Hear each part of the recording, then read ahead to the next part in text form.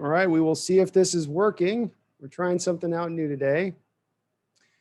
And see if we got the chat running along, singing a song here. Let's see how it goes. This may not work. What's up, Dr. Tom? Hello, everybody. We're going to try a little different backdrop here today. So if you guys get any little kinks or anything, if you see any little dips or dunks, let me know. We're just trying to work on some updated setups here. Just try to make this a little bit cleaner. So sorry about the delays. We kind of work along, sing a song. We'll get some of this Zoom stuff off. I'm hoping to maybe get DMAC in here today at some point as well in on this meeting. That's what this hopefully allows us to do. That's why I want to use this platform a little bit. We'll get the Zoom thing off after this. So deal with it this week. We'll get it off next week. Anyway, I hope you guys are doing good. Dr. Tom, Bash M, Randall McDaniel, welcome on into the chat. I hope you guys are hyped up. We are 4-0 for the first time since our Super Bowl winning season. It's pretty amazing. We can hand wring all we want, but it feels pretty nice. And I'm not going to do any hand wringing, by the way, not on this episode. Mal R6, how you doing? Our defense scares me, including Trey Flowers. Yeah, I can get it. I understand where people are coming from the standpoint of still being worried about our defense. There's no doubt about it. The one thing I'll say is that, again, they fit within the schemes of what they are trying to do. And within what the defense tries to do, giving up yardage in the air is not the worst thing in the world. That's just, it's at its base. They don't worry about that. They're willing to give up yardage in the air because they feel like the flip side of that is they're going to get some interceptions. They're going to turn the ball over. And if KJ Wright gets any one of the 3 interceptions that lands directly in his hands this week, 2 of them, 3 of them, this game's not even close. And it fit the type. Shaq got another pick. We're doing exactly what we've asked him to do for years here now, which is jump a route. We'll be talking a little bit about Shaquille Griffin. But, you know, you walk away at the end of this game and you give up 300 yards, but you get 4 or 5 interceptions out of Ryan Fitzpatrick, Magic Fitz. You don't feel too bad about that. You feel all right. And I still don't, I fall back into that where, again, they didn't run the ball. We don't want them to run the ball. Didn't give up any big plays this week because we didn't blitz as much, of course. We played a lot of cover 2 on the back end with our safeties pretty much the whole game. But I am worried, Mal, but I think there's still some reason to be optimistic here as we are forcing teams to make them do what we want them to do, as opposed to them pushing their will on us, i.e. saying, we're going to run the ball. We don't care if you guys want to stop the run. Nobody's even tried that, right? So I take a little bit of a silver lining around that. Randall McDaniel, Seahawks, VHawk 78, 4-0, great start. Defense needs to work. Yep, they do. It sounds like we maybe get Snacks Harrison in this week as a little bit more reinforcements. Maybe we can add in a little Clay Matthews, a trade in there now as some teams start to drop out who thought that they may have been contenders early on. Maybe there's something to be had there. We're certainly getting through very well, at least to stay undefeated. User Hitstick says 4-0 and the Cardinals lost. Big deal of the Cardinals losing in back-to-back weeks. We know this division is going to be tight. We know every win counts. That's why you can't kick this one away this week in a game that you absolutely had to win. You can't lose to Miami. This is the type of team you got to beat up on and win against. Just like last week, if the Cardinals wanted to push for the division, you've got to beat the Lions. You got to beat the Lions at home. That's a winnable game for you. And so far, they look like still a young, developing team, still kind of trying to feel themselves a little bit, and that helps us out immensely. Dr. Tom says we should have won 31-15 instead of 31-23. Yeah, it got a little bit tighter than it felt like it needed to, didn't it, Dr. Tom? And the defense definitely went into that slack coverage that we've seen over, I think, at least 3 of the first 4 games where they get up big and then they just kind of let their foot off the pedal defensively a little bit and just really ease deep into those zones. Almost like Carroll's telling him, don't get beat over the top. That's the only thing I care about. And so they perform thusly on it. Bash M, Trey Flowers is 6'2" and plays like he's 5'10", doesn't use his length at all. Bash, I have been a huge Trey Flowers apologist on this channel, thinking that he would take a next step forward in his development, but I've got to own the fact here that he hasn't. It's not come along. It's not been what I thought it was going to be this year. I understood last year, a lot of people were really down on him. I thought he showed a lot of decent flashes last year, but his play is dipping. His play is dipping big time. And I think it's, as somebody else had said last week in the chat, I think his confidence is a little bit shook. That's really huge for cornerbacks. Hopefully that he can maybe get it back, or hopefully Dunbar can get back in there and look like Shaquille Griffin got banged up at the end of the game. So, hopefully just get Dunbar back and we can keep him in maybe as a rotational guy at this point. Cameron Hughes, defense wasn't bad today considering the people we were missing. We gave up 1 touchdown. Pretty good day. I agree with you, Cameron. I agree. We expected them to get pass yardage. We said, look, just do these couple things. Do these like main three things from a defensive standpoint. We understand the pass rush is not always going to be consistent. We understand our back end is going to get picked on a little bit sometimes because of that lack of pass rush. But just do these three base things. Stop the run. Limit the big play. Get turnovers. And again, I know we only got the one interception on the tip ball. Well, two interceptions today, technically speaking, but you could have had three more with KJ Wright. He literally had the ball with both hands on it 3 separate times in this football game. And beyond that, even a guy like Dunbar, who has one interception, could have had 3 at this point. How much different are these games changing if these defenders actually hold on to these balls? Which again, to me, comes back to this is how the defense is built and meant to go. What's up, D-Mac? Hopefully we can get you in here shortly. D-Mac, I got you your invite. So Maxwell Stern says, hey, what do you think about Shaq? I think he did really good. I did. I thought he got better as the game went along, Maxwell. He had at one point in the game where he kind of missed a pretty bad tackle to allow a first down. He got picked on a little bit on the short routes. But again, some of this is, I think, in what the defense was doing in their approach this week. The first few weeks of the season, they were going balls out, hair on fire. We're going to send all these pass rushers and just try to blitz like every other play. This week, they went back into their more traditional mold of things. Drop as many guys back into coverage, squeeze those zones, make those throws a little harder on the quarterback, and just try to trust your front four a little bit more. So I think that they were asking their corners to do a little bit more of that cover 3 look, get deep a little bit more often. He did a good job. The guy doesn't get beat over the top. We can say that about him, which is the fundamental thing that you really have to have in this defense is you can't get beat over the top. You can allow stuff up in front of you. Then he started to make a ball there was the tight end route. Gasensky did a nice little post route down on that looked like he had ran a pretty good route on, got inside position. And Shaq, as he's kind of starting to do now, jumped up around and was able to knock that ball away. Got a second interception of the year as well on jumping a route. It's like what I've talked about with him, where even last week in the Cowboy game, he was there with the receiver, but he got the interception because Dak kind of threw it behind Amari Cooper. If Dak puts it out in front of Amari Cooper, it's probably a catch. He's probably rolling for another 5-10 yards down the field. But on this play, it's a little bit of what I've asked Shaquille to do and what I've said. If we're going to pay you, Shaq, you got to do this a couple of times a year. I don't need 8, 9, 10 interceptions, but a couple of times a year, you got to drop back into your zone, understand you have your cover 3 responsibility, and then yet jump a route when you see and you're reading the quarterback's eyes or you're recognizing a route combination to know no receiver is going to go deep on you. These are all short routes. You have the opportunity here to jump something and try to make a play and a pick. Just what he did on that play. That makes it's more than just him getting an interception or lucking into one or a tip ball. This is actually him jumping a route, and it's a great development in his game. He started out this season a little rough, but he's definitely coming on in the last couple of games. He looks a little bit better, more solid as we're rounding out. It's why you sometimes in football need at least 8, 9, 10 games into a year to really get enough data on a guy. They only play so few games. You make these leaps of, well, we know what he is as a player right now. Good thing we didn't pay him to. We should be paying him now. We got to get him on a contract extension, and you can make those jumps from week to week,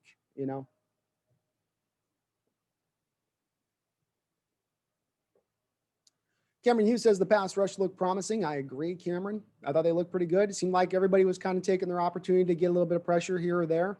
It was going to be tough today too for them because Ryan Fitzpatrick was doing what I always say that the quarterback, if I'm playing the Seattle Seahawks defense and they're playing more into their traditional, not rush it, blitzing everybody every other down, which has not usually been in their DNA over the last 10 years. If I'm a quarterback back there, I'm just going to take my time and patiently dink and dunk. I'll take those little 5-yard slants and the comebacks and the sideline rides. And I'll not take my shots over the top. I'll let especially when they're running cover 2 and they're dropping their safeties deep every other play. But the other flip side of that as well is it makes it impossible almost to get to the pass rush to get to the quarterback. This is what we've seen with Tom Brady for years in New England, where he gets the ball out of his hands so quickly because the routes are so short that he never really is under any threat to have any pressure on him. Not this week. We were able to get some pressure at certain points in times, enough pressure. It wasn't him just sitting back there baking a cake, and doing a customized, Dolphin logo on the top of the cake with his frosting. No, he had to move around. We saw him have to leave the pocket, even use his legs. And man, I didn't think Fitzmagic had that in his legs to run around like he did. Boy, he showed a little bit of mobility, the old man did. 37 years old, and he's out there getting first down after first down with his feet.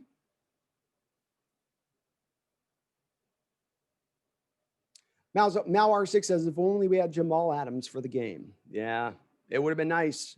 it would have been really nice to get Jamal back in there in this game, but I'm glad they rested him. I hope they actually kind of rest him against this Minnesota game this week. I think we can beat Minnesota without him. Then you've got the bye. You can get him a solid 3 weeks at that point to get him right back up and running and going. So I would prefer if they went that route with it. We'll see. We'll see how they go. Oh, we got a little bit of a hedge here on the live, so hopefully everything's okay with you guys. Joven, we are 4-0. That's nice. Go Hawks. We are 4-0, Joven. It feels good, doesn't it? Undefeated, top of your division. We'll see what happens with the Rams. I'm sure they're going to be right there nipping at our heels because we can never get any space in this division. God forbid you get a couple games where you can kind of stretch your legs out a bit without somebody just right on the back end.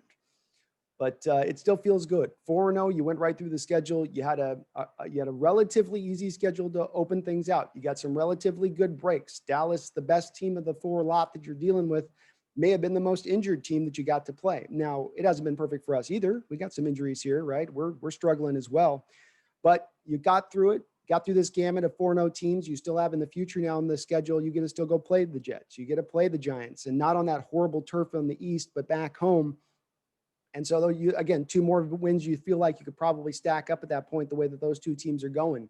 This is on top of Philadelphia and Washington. It's and Minnesota, as I just mentioned, who, I mean, they still are dangerous as a team, but I think that that's a winnable game as well. So it's the schedule outside of our division starting to stack up pretty good, pretty good. Joven, our O-line was pretty good. O-line is showing out, folks. I don't know if you guys saw it, but I think we were the 4th rated or 6th rated in pass protection this season by Pro Football Focus. I mean, this is one of the more amazing stats on the season. In fact, I'd say this is a more amazing stat than Russell tying Peyton Manning for most touchdowns to start out the year. I could believe that kind of thing would happen.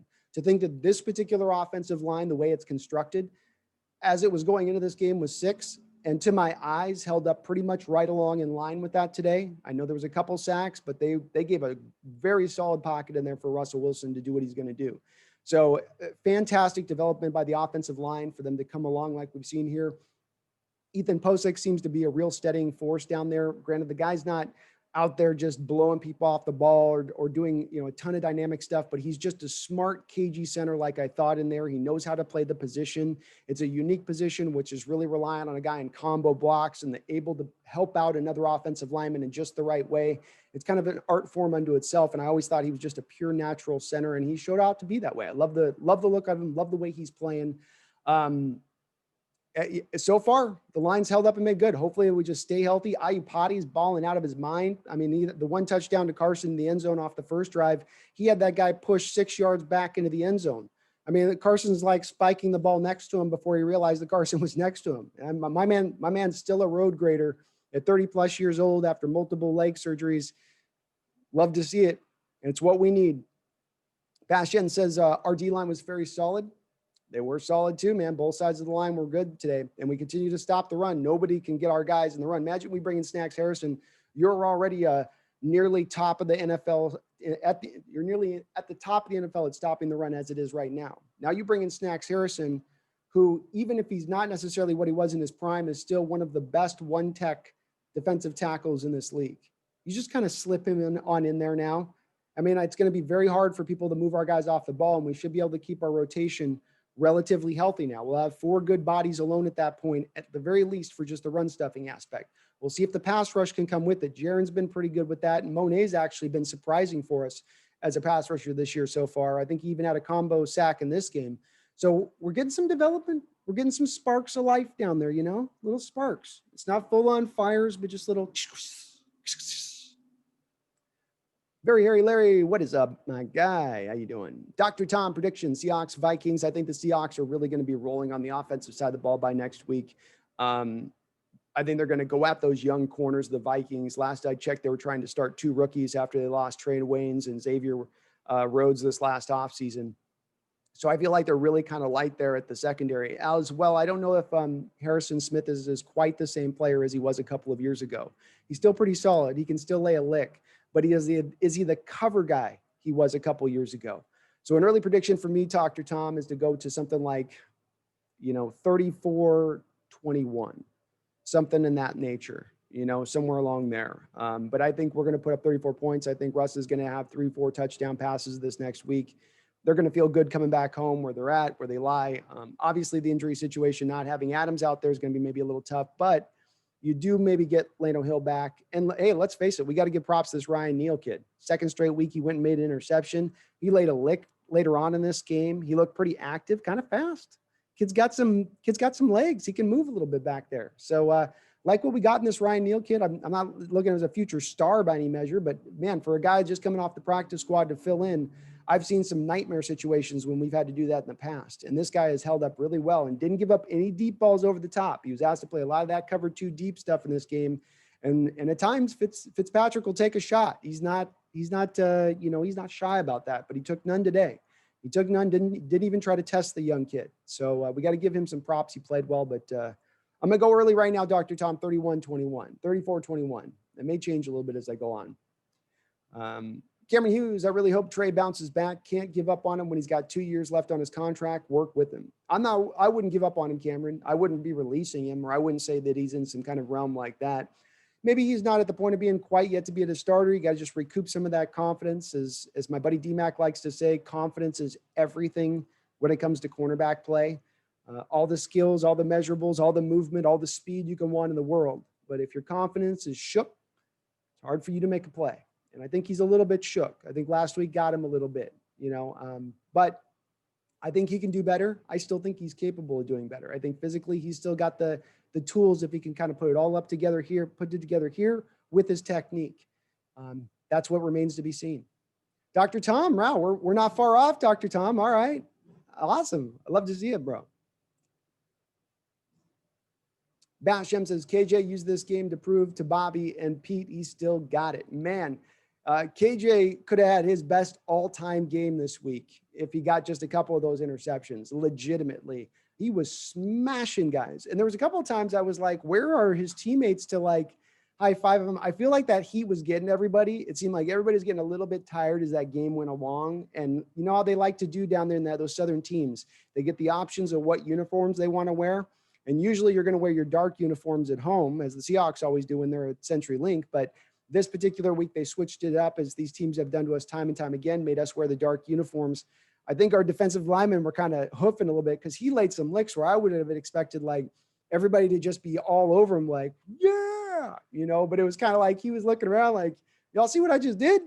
But Bobby was laying licks, still the screen whisperer as ever. It seems like every week I say that he still has maintained that skill. And he's played overall decent this year. He's slower. If you isolate him in a situation on a slot receiver like the Cowboys did last week at the end of the half, and he got cooked for the touchdown, which wasn't his fault. He shouldn't be asked to do that. But if you can keep him in a situation where he's kind of protected a little bit, I think he can still be okay. I think he can still be okay. Randall McDaniel says, I thought Neal could have jumped that route on the screen where he lit the running back up. Fitz just floated it. Yeah, he had he was willing to hit him a couple of times through, but it does look like the players are trying to think about with the targeting and stuff. And to a degree, there was a couple of moments where they didn't call it on us, like that Carson play where he got the wind knocked out of him. And it was that guy came up and laid a kill shot at the head. We've seen it too with Russ at times where they do it, where it sort of comes and goes with that calling. It's not very consistent. But he was out there and active, man. I really love what I saw out of Neal today.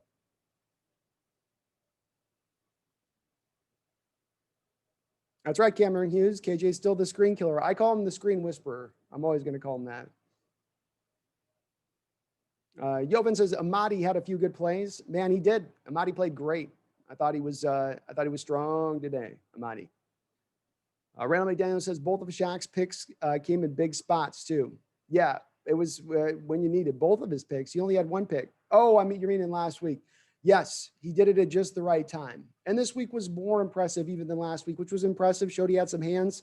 He's running full speed trying to stay with the guy, and then the ball's right up on top of him, but he makes the catch and turns it around. This week, to me, though, quintessentially what we want to see in our zone cover corners is they're going to sit in that zone, and they're going to have that deep responsibility. And they always got to have that in the back of their head, but they also got to be smart enough to read those route concepts and know the occasional moment in time when they can make a jumper route and go for it. And Sherman was the master of that in this scheme. And there's been nobody really as kind of close with it. Even a guy like Byron Maxwell, I feel like sometimes got his interceptions just playing such tight man-on-man coverage.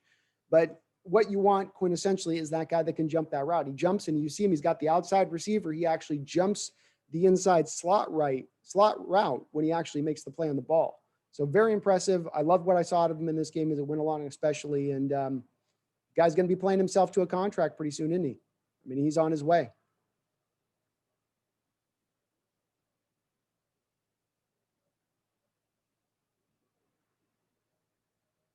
B-Russ says Shaq really, oh, sorry, got that, B-Russ. Brady, is Adams and Dunbar back next week? I'm going on a limb here, Brady, because I don't think anybody's got any data to know on this, but I'm going to guess the Hawks because they're usually conservative with injuries early in the season as much as they can be, especially with a guy like a star player. I would be a betting man right now. I'd say Adams is probably not going next week. I could see them going with Dunbar and getting him back on the field because their cornerback situation is a little lighter, perhaps from where they're standing than where the safety, they're both really light though. They're both in a problematic area. But I wouldn't be surprised to see with a 4-0 start and them feeling like maybe they got a little bit of room for error for them to lean back and say, let's just make sure these guys are okay. Let's rest them up a little bit, give them one more week because you got the bye afterwards. So you can get that full 2 weeks and then the next week to the game. It just gives you that little bit of extra time to make sure they're 100%, especially groins and hamstring injuries. Those things can just kind of linger in there if you don't just let them heal all the way through. Randall McDaniel, this game scared me. Cross country, 85 degrees, 85% humidity. Hey, speaking as a man who's sitting in high humidity right now, I wouldn't want to be on a football field nor under a blazing hot sun running around for long periods of time. This game concerned me for that reason too, Randall, especially as you saw the Dolphins being so patient in their approach this week. They were so just meticulously moving the ball up the field, not scared of third downs, not trying to get impatient and take big shots down the field, which is what to me you feel like Fitzmagic's going to do at some point. He just didn't really try to do it. He stayed patient throughout this game, and that meant longer drives, more time that your defense was going to have to stay on the football field. And that just led down to me of going, man, if this gets close to the end of the game, our defense is going to be completely gassed. Luckily, our offense could get out enough. We got that turnover at the right moment, so it all worked out well. But I was in that camp too, Randall. I thought we'd get the win, but I didn't think this was going to be a blowout spectacularly. I thought there was going to be some difficulties here. You know, it's 10 a.m., man. Those are still tough games. We've defeated now 10-0 over the last 10, since 2018, we're 10-0 in 10 a.m. start times, which is an amazing, amazing stat. It is really hard for those guys to go out there. I mean, you guys have to think about this. They're playing essentially on their body clock time when it's 10 in the morning. And there's all these scientific studies that have actually been released now that show your peak performance as your body doesn't happen until right around early afternoon. So you can do the math in that their normal internal body clock is not at peak performance at that point at 10 a.m. Yet the last 10 games, you're 10-0. Absolutely amazing. And again, for those people that sometimes hate Carroll and want to see him pushed out the door, which I understand where you're coming from, this is a thing you will probably lose when he goes. I don't know that the next coach is going to have a solution to this like he has seemingly found in whatever way he has set this up to make them play so well that early in the morning. Brady R says KJ is really good so far this year. He's earning that $6.9 million, Brady. That was one of the big things with us naysayers out this last year said, boy, that $7 million with you already spending so much on Bobby Wagner at the position, 16, 17, 18 million a year right now for him. Paying another $7 million here for a linebacker in a 4-3 scheme is maybe not the best allocation of resources. But he and Bobby do remain steady down there, don't they? They remain solid down there. They remain just that presence underneath where, we're not getting, no one can throw any screens against us. Bobby remains pretty good in coverage. They're both solid in the run stuffing game. They're a big part of that. It's really nice to see these guys so many years later here after the Super Bowl still out there kind of balling out. And KJ just laying some licks. I'll tell you, KJ is low-key a hard hitter. When going back through and watching the Patriot game for the Great Seahawks Moment game I did, watching this Bronco game for the Super Bowl one that I'm putting together right now, he's put some licks down in his career. He's not just a finesse linebacker back there. I mean, he's a guy that he can put his shoulder into somebody and cause some damage. He did in the Patriot game. He put one right into Gronk's back that had Gronk going to the sideline for a few plays trying to catch his breath. Bashan and Bobby played like he was frustrated a little bit. Yeah, he didn't seem – I did seem like to you guys he looked like he had a thing with, I don't know, maybe his shoulder. It didn't look like he was 100% out there. to me. I wasn't positive, but body language wise, yeah, it looked like something was a little bit off. And guys, I would not be surprised this year. And it's not to say Bobby's not playing great. He's still going to the Pro Bowl this year if he continues to do what he's doing so far, even this year. But I wouldn't be surprised and this is me looking deep on it now a little bit, but I wouldn't be surprised to find out that maybe this might be his last season and he's looking to retire after this year, potentially. Yes, as user Hitstick did say, please do hit that like button if you are in the chat. It does help the channel grow immensely. Brady R, they should keep him on the bench, but play him if they start losing. I'm okay with that, Brady. See how the game plays out, and if it's a nightmare out there in coverage and he can go, then maybe you let him give a chance. I like that strategy, Brady. Solid stuff. Cameron Hughes, you got 31-20, pretty close. Okay, yeah, I think we're all kind of right about the same area for what we see next week's game at. Y2K, how much did I miss? Where's DMAC? Hopefully DMAC is coming in soon. He's got a meeting. He's out with his daughter at the trampoline park right now, so once he gets back, he's going to try to jump in here and join us on the live stream, and we can do a little bit of a dual stream here. 2 streams. Russell Wilson only had 2 TDs, but still a good game for him. This is Dr. Tom. I agree, Dr. Tom. I thought he was pretty solid today overall. Steady, good. I love what he did with that. For instance, even just the throw over to DK Metcalf on the bubble screen. He's not only been a good bubble screen thrower. He'll sometimes put it on the backside of the guy, can't get it over the defensive lineman, so it'll loop in slow, throws off the timing of the play. He's gotten a lot better about getting very quick with that ball out to the receiver in his hands where he can go to work and start to, you saw with DK, he had some space with the corner there and then just kind of little boyed him, get there, little boy. And almost brought that one in to the end zone there. That was an amazing play by DK, but I thought he was solid. This is why when a guy puts up 350 and it's a quiet 350 and 2 touchdowns, this is why he's the MVP guy, because he's putting up these kind of performances where it's just like, this is it. I mean, the second half alone, we've got to give it so much props in the way they manage that time, where they got 26 seconds when they start the clock. It's a quick throw into Greg Olsen for 15 yards over the middle, get you a chunk of yardage, 1 timeout left because you got to take a timeout there. Then he knows in the moment there, hey, this is really going to be a situation where we're going to get one more play down to where I'm going to probably be able to complete a pass down the field. He'll get down, and then we're going to need to get a timeout. Maybe we get one more play to then let me spike it just before the end of the half. So what he does there is he rolls up out of the pocket. He gets a free lane outside the pocket. Of course, David Moore breaks free on a nice little route. Moore's becoming the toe tap Moore, isn't he? I think he's had like 3 toe taps this year, even on that catch where his foot could have, if he's not being aware of what that second foot is coming down after he makes that catch with Russ, he steps out of bounds there, but stays in bounds there, gets down the field.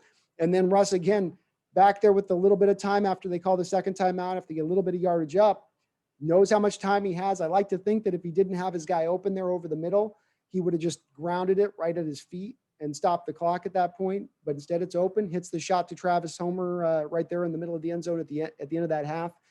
That is how many quarterbacks in the league can get the field in 26 seconds like that? Not too many. And it's not a great team here in Miami. That's a bad secondary. It's a lot easier one attack, but I don't care if you have a bad secondary. If you have an NFL secondary, they can usually keep a team out of the end zone if they got 26 seconds on the clock.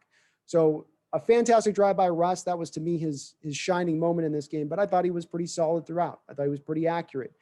He had a couple of plays. I think, Tyler Lockett had a drop, I think, in this game. It could have been even a little bit better at points. Brian Roberts, your input on the Vikings boss.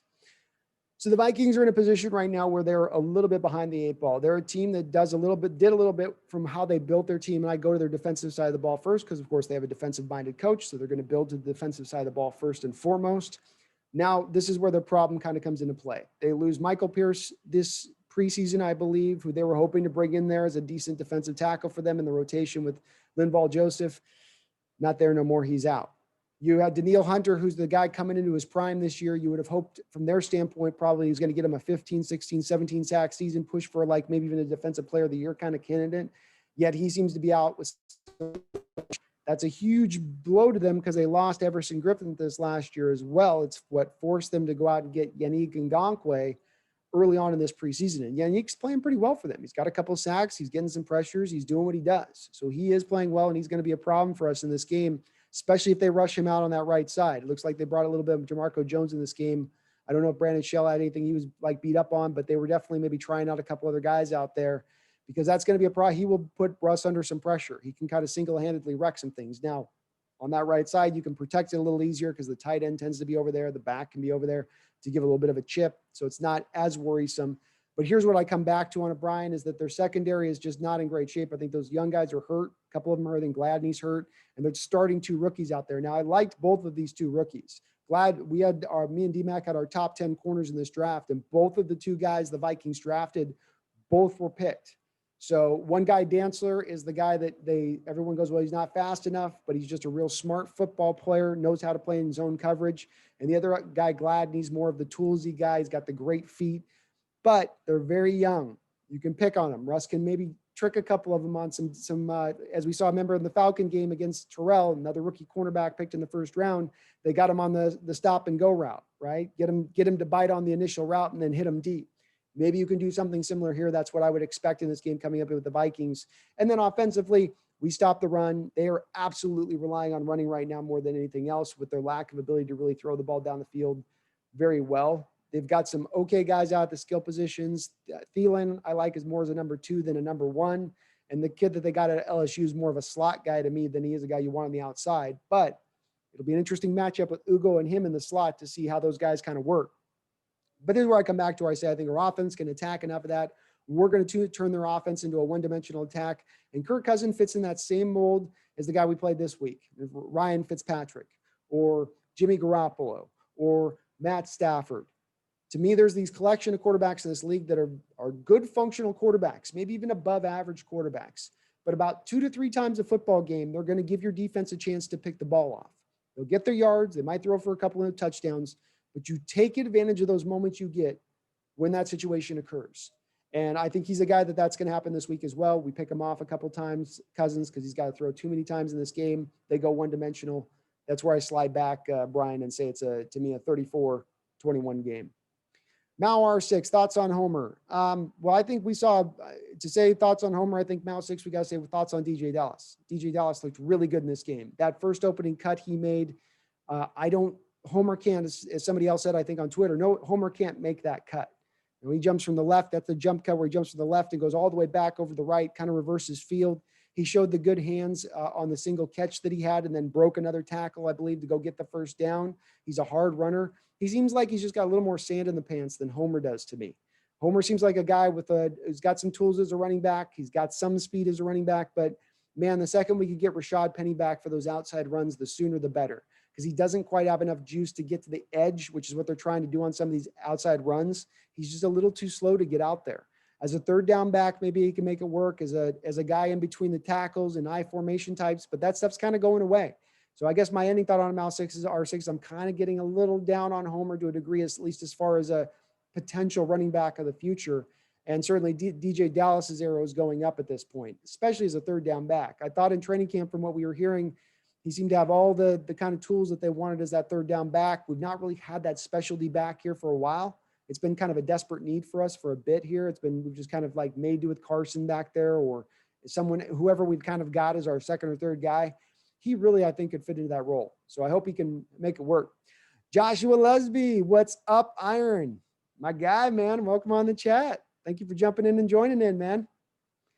Josh, one of my guys, one of my online boys. We're going to maybe go on and get here later. I need to go do some gaming tonight, man. I've been working my butt off. Working my sweet butt off. Good. Thank you for jumping in the chat, Josh. What's up, my guy? Tobias, how you doing? Yo, mate. Hope you're doing good. Thoughts on Shaq? Is he back? Yeah, he is. He's playing a lot more solid than he did, especially in those first 2 games of the season. Even most of the game through Dallas, I think Shaq was struggling a little bit at times. Certainly preventing the deep ball. That's, again, what I say is my base need for the corner in this situation, especially on the outside. Don't get beat deep. He's not getting beat deep, but he's getting beat on everything else at times. Not in this game. A lot more solid in this game, a lot more sticky in coverage. And again, Tobias, him jumping that route was so awesome to see, because if he can just start to do that a little bit more, that rounds out his game kind of fully for me. He's not an amazing tackler. He's good enough. He's not going to be amazing in coverage, but it'll be good enough. Now, if he can add a couple of interceptions in there a year, I'm okay with then signing him to that extension. Not in the $15 million range. You get 10 million, 11 million, 12 million a year at the top of the market there, Shaq. That's it. But maybe down in there at that point if he can do this. Maybe. It all depends on what they think they can get as far as the alternative corner. If they think they can get in the draft, what they see as far as the talent coming up in this draft. Last year, it seemed like there were more corners than I think there's going to be this year. Jovan says, Myers is still perfect. We need him for the next few games. 55-yard field goal was great. Oh, it was awesome. That was awesome to see, man. He booted that thing right down Main Street, didn't he? There wasn't a lot to spare. I don't know if it makes it at 59. Probably makes it at 58, but I don't care. It was good. I don't know the last time we saw a guy knock a 50-yard plus field goal through here, especially up around 55 yards. Somebody looked that up here in the chat when the last time was we had that, because, Hauschka never hit, I don't think, ever a 55-yarder. That guy's max length was about 48.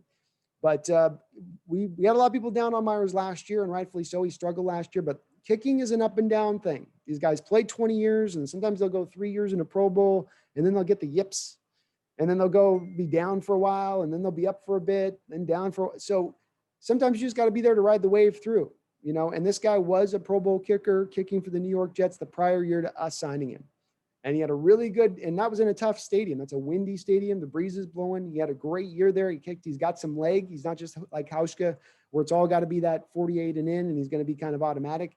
But he's been awesome so far. And in addition to that, special teams remains a very solid part of this club. It remains that third wheel that you need for all the wheels to go in motion. You just got two wheels. Your back end's going to be sliding, and you're going to be sparking up, right? We need at least that third wheel to go in the way that Carroll designs this team. He looks at that special teams as a vital cog, and Travis Homer's been on there on the returns. David Moore's been solid in punt return duty. Myers has kicked when he's had his opportunities very well. I don't think he's missed an extra point yet. And then certainly, in the kick return coverage game and punt return coverage game on defensively, now we're defending that. We're doing fantastic in that as well. So the special teams units have been one of the best in the league. I would not be surprised if the DVOA has them marked as number one right now. Shane Hafner says, I think today proved that Russ isn't a stat chaser and didn't mind sharing the end zone with Carson rather than go for his third and fourth touchdown pass to have the NFL record for a 4-game span. I agree. And I'm glad that they went to the run down there late like that when they did. I thought when you flip it to the other side of the field, Shane, and you have the interception with DK Metcalf, where Russ has got the pressure falling in his face, so he's falling back. He can't put as much oomph on the pass as he'd like to put in that position. Part of me wondered in that situation, you went 3 straight passes. You're at the 6-yard line, first and goal to start that off. You're doing pretty good with running the ball in this game. That's kind of an overthink it kind of situation from my standpoint. Just run the ball down their throat there. You're going to blast them off the ball. They don't have the horses to hold up there at the point of attack. So I would have liked to see them in that point, but they learned their lesson on the other side of that, Shane. And to your point, Russ being very unselfish there, because we know he has the opportunity if he wants to call an audible there and go to a play action to see if he can pad that stat. He's not stat Padford, Randall McDaniel says Moore continues to make plays. Really fun players who's developed for us. He and Carson, both 7th round picks. Yeah, he's been great. He's been great. The 7th round pick seems to be a good spot for us, Randall. What we can only wonder and hope what maybe Stephen Sullivan can be. Well, was Sullivan a 6th? I thought Sullivan, they traded up in the 7th to get him. And Swain on that, in addition, I thought Swain had a solid catch in this game. He continues to play solidly in the moments that we ask him to play. So he was good in this as well, Randall.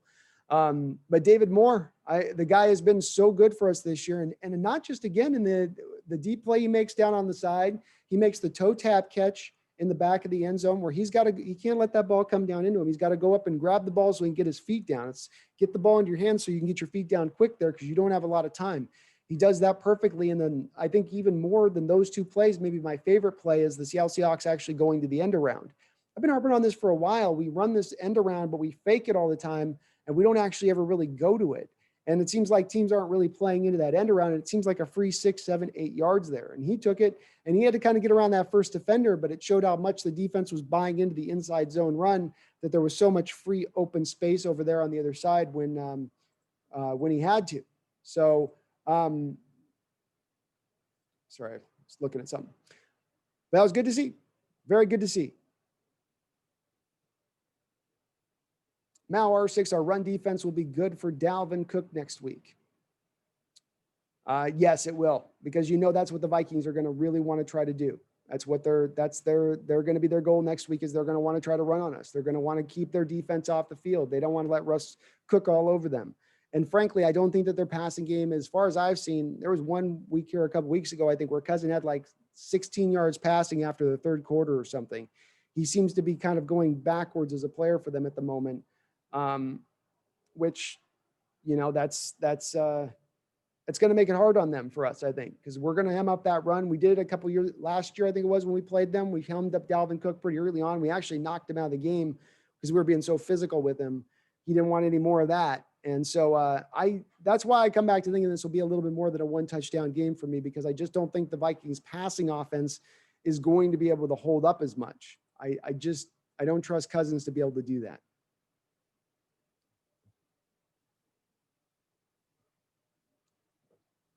Shane Hafner says Ryan Neal is averaging 1 INT per game. Can he keep it up? I don't know. He's got a nose for the ball. There's some guys out there, Shane, in football that just somewhat have a nose for the ball. One way or another, they find their way to it. You know, it is kind of just, it's one of those things a little bit that's hard to quantify because you can't really measure it. But I've seen it over and over throughout my lifetime where there's just these guys like that.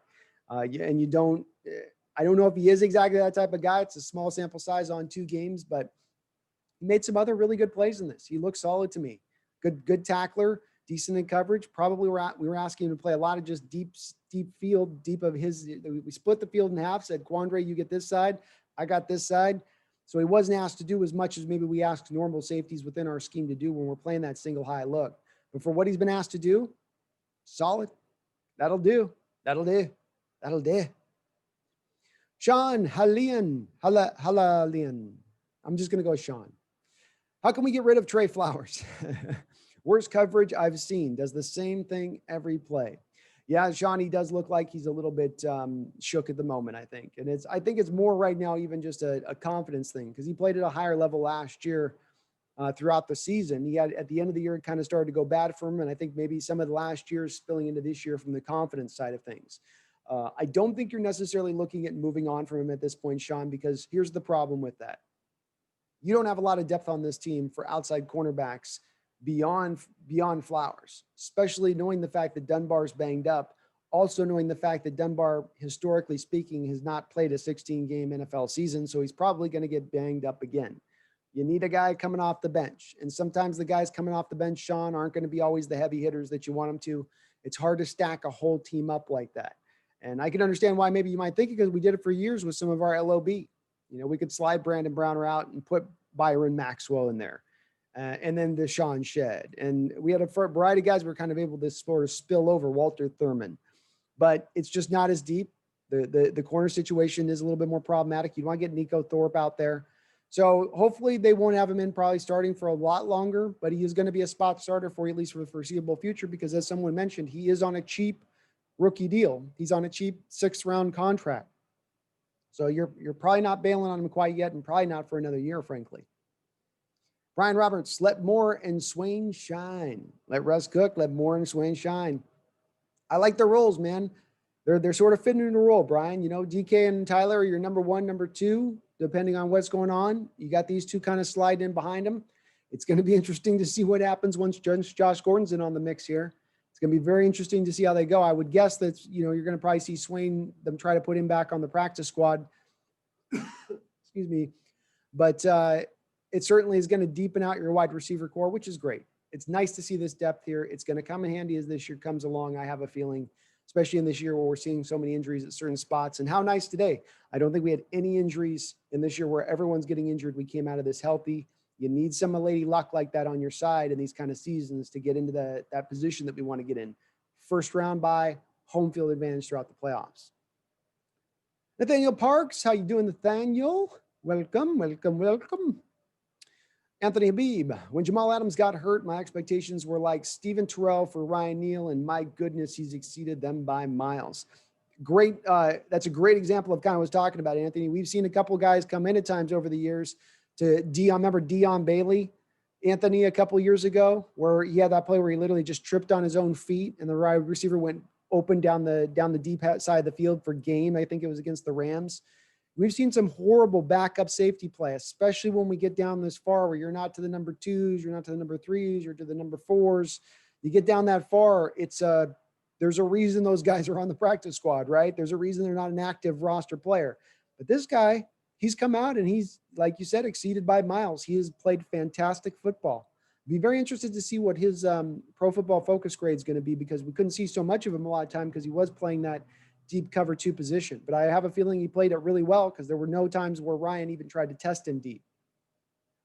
Nathaniel Parks, thoughts on Shaquille Griffin and Ryan Neal? Well, just as I was saying with Ryan Neal, Nathaniel, he's got a nose for a ball, which is, I think, a trait that football players have. Certain guys just having an awareness for where the ball is and how to get their hands on it and sticky fingers. And he's got that kind of awareness. Last week, we saw him actually jump up and high point the ball for that interception. It wasn't luck. Now, this week was a couple tips, and props to Benson Mayowa and Cody Barton on that play, who both got their hands on that ball, sort of showing and illustrating, by the way, why in my wishes and wants for this team is us to get back to the point where we trust the front four and keep those guys back in coverage. Because when you squeeze those zones, that's when those hands can kind of get into those passing lanes and you get balls tipped. You get more interceptions like that. It's built within how we're supposed to operate the scheme at its base. I wish they would kind of stay into that mold a little bit more at times for this reason. But he played solid. He was also a good hitter, good tackler. He's got some size to him. I didn't realize he was almost like 6'2", 6'3" guy. He's a big dude. Looks like he's got some speed, Nathaniel. But in the little bit that I've seen of him, he's been good. He was playing out of screen a lot of the game in that cover too. So you didn't get a lot always to be able to see of him. Now, Shaquille Griffin started off a little rough today to begin, but really came on as the game went along. And I know I'm harping on this for people who have hit in this chat. The number one thing, Nathaniel, for him is that he jumped the route. He jumped the route to get that interception. It wasn't last week where he's running trail on a crosser or on kind of a post route in or a dig, whatever it was. He's not there in where Dak throws it behind him and it basically goes right to him like he's sort of the de facto receiver. It's a better thrown ball to him than it is to Amari Cooper. This week, the quarterback makes the right read. Shaquille's dropping to cover 3 initially. And he knows Ryan's played him enough in his history. He says when anybody but Richard Sherman, as a cornerback for the Seattle Seahawks, drops into their cover 3, they are damn well staying in cover 3. Did he do that? No. He showed cover 3, and then off cover 3, put his foot in the ground, jumped the route, and went to the guy that wasn't actually his responsibility in coverage. Technically and speaking, it'd be the outside guy is his responsibility, but jumped the route on, I think, on the slot receiver. Fantastic play by him. It's the thing I've been asking for to see from him if he's going to want to get paid by us. I don't want to pay a guy if he's not going to intercept balls, if he's not an upper level defender in coverage, especially within a scheme that asks its corners to play cover 3 so often. But if he can do that, if he can start to recognize these moments when he can jump a route while still protecting his back end of the field, it's very hard to ask a guy to do 2 things at once. Always be protecting the back half of your field, but also know when there's moments you got to go jump around. It's 2 different things you're asking him to do. So it takes a very intelligent approach to be able to pull both those things off. But I love their development. Love it. D-Boy. What is up, D-Boy? Clara, how goes it, Clara? What is wrong with the Seahawks defense? We can't see a big lead and keep it up. What's the deal? Well, Clara, I think that there's 2 things going on here. Let's go with the first aspect of it. We're down to our 4th safety in this game. So that affected a lot of what we could do coverage-wise. Specifically, you were not going to be able to be very multifaceted from your coverage approach. In the first couple of games of the season, we would hear announcers talking about the games that Jamal Adams and Diggs were playing in their coverage. And while one might show he was going to be the high safety pre-snap, and then they switch it after the snap, and the other guy goes to the single high, and the other guy comes down into the box. And it was causing at times some confusion at points. They can't do any of that stuff when you got this Neal guy in there as your 4th safety at that point. You got to run it real vanilla. It's a lot of cover 2 stuff. Ryan Fitzpatrick's a Harvard grad. He knows enough to understand how to beat that defense, which is meaning it's going to be a lot of dink and dunking. So you knew that was going to happen. It was going to be a little unavoidable, Clara, because you're down some guys. You're down some horses. You can't play your defense like you want to play it. So what you got to hope for and count on is you rely back on the history of Ryan Fitzpatrick. Historically speaking, throughout every game, if you watch Fitzpatrick, and this is every game just about that you watch him play. I know last week he went 18 for 20, but pretty much every other game that this guy plays, he's going to give the defense 2 or 3 interceptions. Whether they make the catch or not is up to them. And as we saw today, Clara, KJ Wright had 3 interceptions in his hands. 3. Right there in his hands, right here in his hands. And then we saw there was already 2 other interceptions. So Clara, hey, they throw for a lot of yards in this game, but we end up with 5 interceptions. Are we worried about the defense right now? Are we concerned? No, it has to, but we've got to make those plays. That's going to be the key on it. But I'm not as worried by the defense. We got some reinforcements coming. Snacks Harrison's coming in this week. I expect that to be a signing at this point. If I was a betting man, if I was in Vegas, I'd be putting money on it.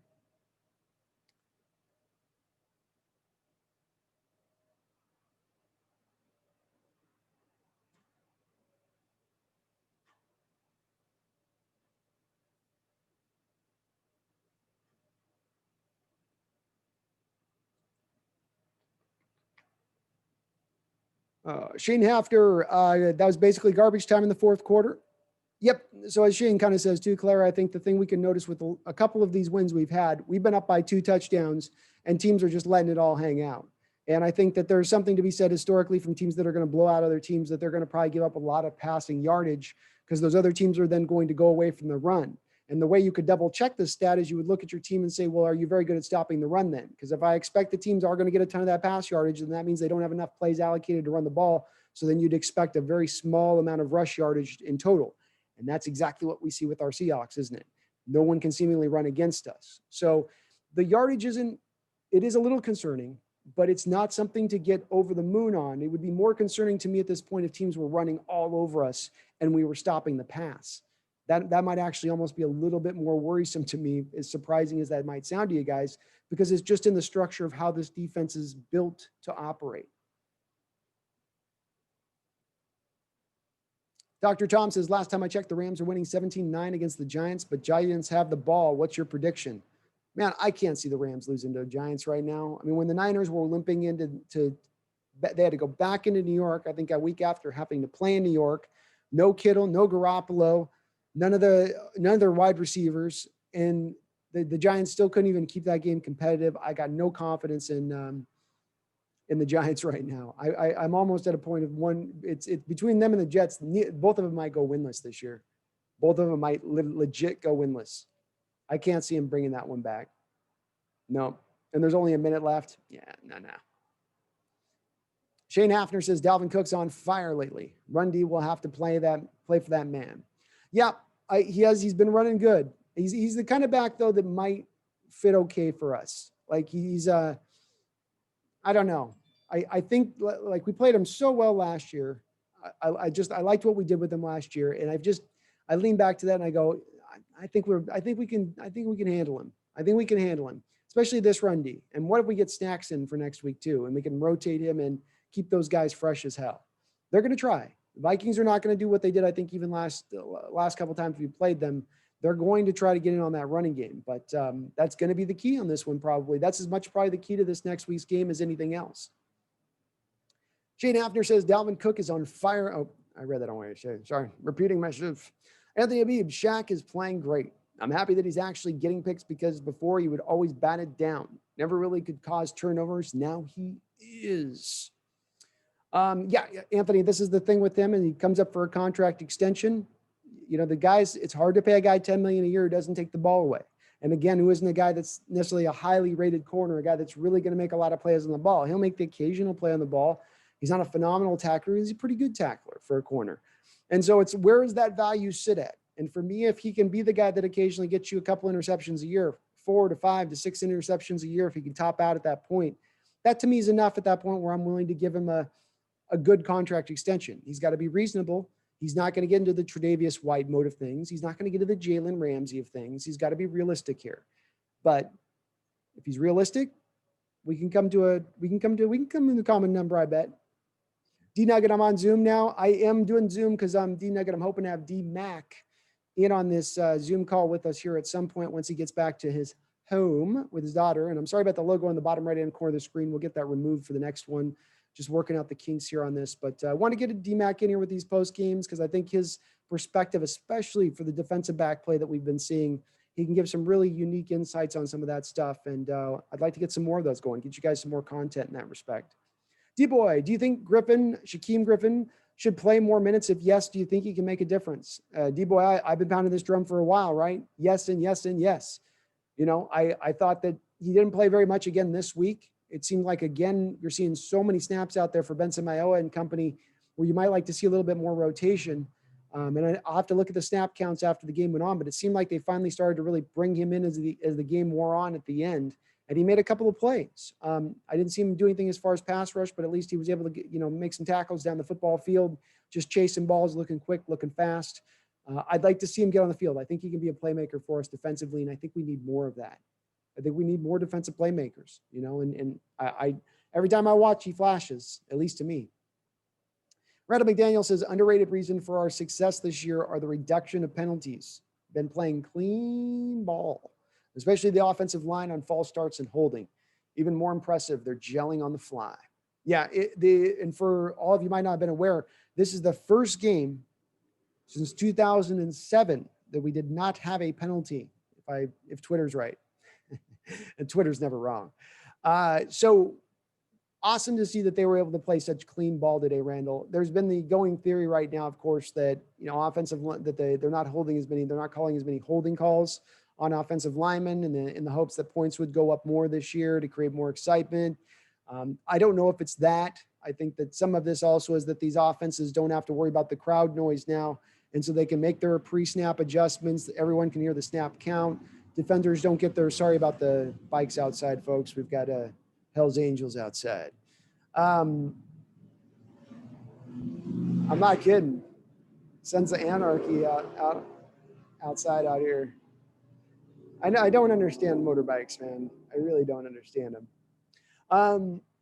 But so, yeah, it's great to see the offensive line running. I think that's the other development here that we've got to hold on with, Randall, is the fact that not only did they not have any penalties, which is usually what we're seeing over the last few years with guys like Jermaine Ifedi, who would hold on for dear life. It seemed like every snap they were about ready to give up a pressure.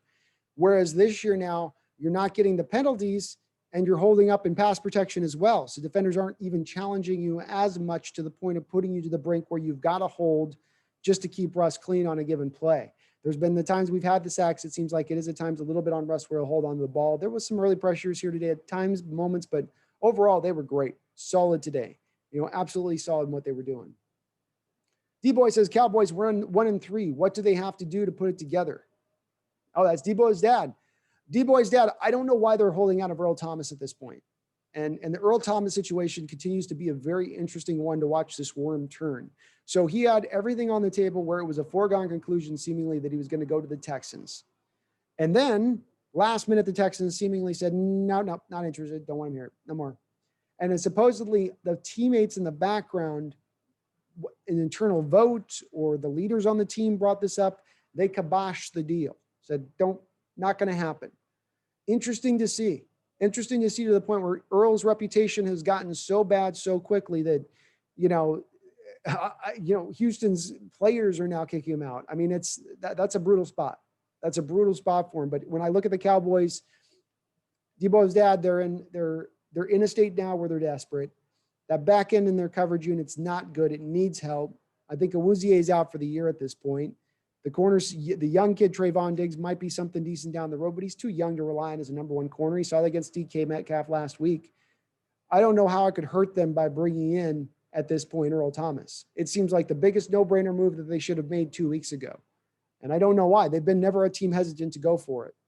But they're in a situation where they're going to have to start worrying. I've said, D-Boy's dad, that they've got the division wrapped up. It's theirs to be just taken whenever they want it. I mean, they've got a lot of room for error here. They could probably have 7 losses this season and still win the division, maybe even more. Hell, Seattle got in on a 7-9 season. This might be the year the NFC East is 7-9. And if you get in, Debo's dad, you got a chance, right? You're dancing. But all the more reason to me that if you can add some talent, if you're Dallas at this point, you add that talent. And we know Earl wants to go play there. Kind of odd. OCC 2.0. I go with OCC because I'm going to mispronounce your name, Akaladon.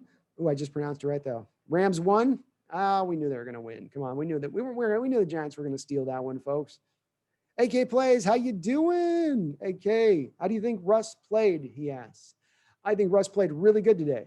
He was MVP football to me. MVP football in the respect, was it as good and clean as we've seen over the last few weeks? Not necessarily. Maybe a few more incompletions and missed throws. Some of it, again, you trace back to, though, again, the guy's not doing exactly the right thing. And DK had a chance on a contested catch, didn't get it. David Moore didn't do a route correction.